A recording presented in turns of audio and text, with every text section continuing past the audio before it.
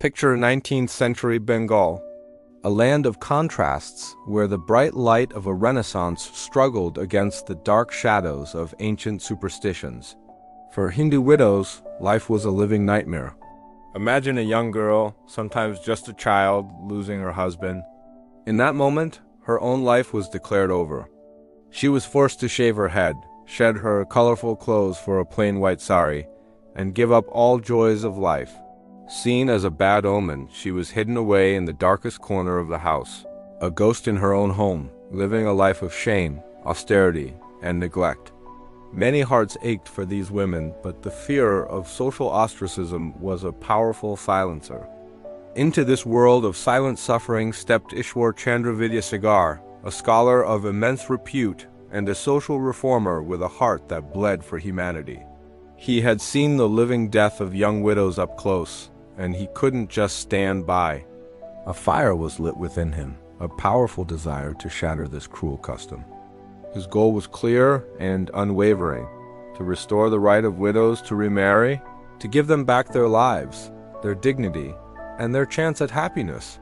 He envisioned a society where a woman's worth wasn't tied to her husband's lifespan. But this was no simple task. Before him stood a colossal wall of Orthodox Hindu society. Powerful religious leaders, conservative scholars, and wealthy landlords fiercely defended the practice, claiming widow remarriage was a grave sin, a violation of sacred texts. The moment Vidyasagar raised his voice, he was met with a storm of opposition. He was insulted in public, socially boycotted, and even received death threats. This wall of tradition seemed unbreachable, a fortress built on centuries of dogma. How could one man possibly tear it down? Facing this immense resistance, Vidyasagar had a critical realization. Simply appealing to logic and human compassion wasn't enough. The Orthodox faction was too entrenched in scripture. To defeat them, he had to use their own weapon against them. His great epiphany was that he had to fight scripture with scripture. He plunged into the ancient Hindu texts, spending countless days and sleepless nights poring over forgotten manuscripts and dusty legal codes. He was searching for a key, a crack in their fortress, and then he found it. In an ancient text called the Parashara Samhita, he discovered a verse that specifically stated that in the current age, the Kali Yuga, a woman could remarry if her husband was dead, lost, or had renounced the world. This was his eureka moment. He had found a scriptural justification that could dismantle the opposition's entire argument from the inside out. Armed with this powerful discovery, Vidyasagar formulated a brilliant, multi-pronged plan. First, he would write and publish a groundbreaking treatise titled, Whether Widow Remarriage Should Be Practiced or Not. In it, he would lay out his argument, citing the Parashara Samhita as undeniable proof. Second, he would distribute this pamphlet far and wide, getting it into the hands of Bengal's educated and progressive thinkers to build a coalition of support.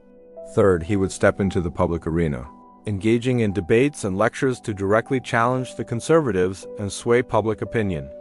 Finally, he would launch a massive signature campaign, collecting thousands of names on a petition to be presented to the British government, urging them to enact a law that would legalize widow remarriage. It was a comprehensive strategy to attack the problem from every angle: intellectual, social, and political. As Vidyasagar's plan unfolded, the conflict exploded into an all-out war of ideas. The Orthodox community, led by the influential Raja Radhikanta Deb, launched a furious counter-offensive. They published their own pamphlets, trying to debunk Vidyasagar's interpretations. They even organized their own petition, gathering even more signatures than Vidyasagar to prove that the majority stood with tradition. Vidyasagar was relentlessly attacked. He was verbally abused on the streets of Calcutta. His character was assassinated, and his life was constantly under threat. But he was a man of iron will. He stood firm, weathering the storm with unshakable courage. It was a fierce battle, fought not with swords, but with intellect, wit, and ideology. On one side stood tradition and dogma, on the other, reason and reform. After a long and bitter struggle, Vidyasagar's unwavering persistence and flawless logic won the day. The British government, presented with his compelling scriptural evidence and rational arguments, was convinced. On the historic day of July 26, 1856, the Hindu Widows' Remarriage Act was passed. It was now law. But Vidyasagar knew that a law on paper meant little without action. To prove his conviction and lead by example, he went a step further. Later that year, he personally arranged and funded the very first legal widow remarriage in Calcutta, braving immense social outrage to stand by the couple. This wasn't just a legal victory. It was a profound moral triumph, a monumental achievement that sent shockwaves through society. The passing of the act was a turning point in Indian history. While it took many more years for society to fully embrace the change, the law shattered a barrier that had stood for centuries. It gave countless women a legal pathway to a new life and ignited a spark of hope in the darkest of circumstances. Vidyasagar's victory transformed not just the law, but the very social consciousness of the nation. It proved that even the most deeply entrenched, oppressive traditions could be challenged and defeated by one person's courage, intellect, and sheer determination. He was no longer just a scholar. He had truly become Vidyasagar, an ocean of knowledge and a timeless champion of humanity.